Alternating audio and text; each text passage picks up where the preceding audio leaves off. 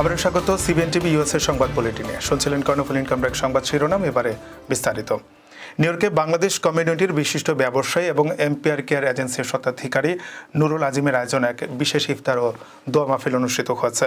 মঙ্গলবার আয়োজিত এই মাহফিলে কমিউনিটির বিশিষ্ট জনসহ আমন্ত্রিত অতিথিরা উপস্থিত ছিলেন।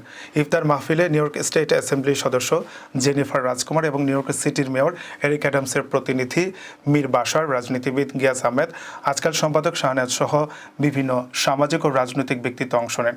এতে অতিথিদের সম্মানে এক বিশেষ দোয়া অনুষ্ঠিত হয়। নুরুল আজিম অতিথিদের পবিত্র জমজমের পানি এবং সুগন্ধি আতর উপহার দেন।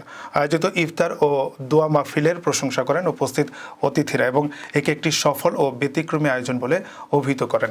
এ ধরনের আয়োজন কমিউনিটির মধ্যে সম্প্রীতি ও সৌহার্দ্য বৃদ্ধিতে গুরুত্বপূর্ণ ভূমিকা রাখে বলে মন্তব্য করেন অতিথিরা।